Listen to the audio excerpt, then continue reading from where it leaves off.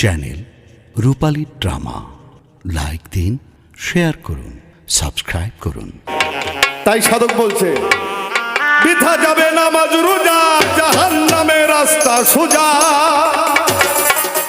রে যাই না হাদিস যে মানতে পারলো না আমার বন্ধুরে, ভালো চক্ষু কেন করলি কানা।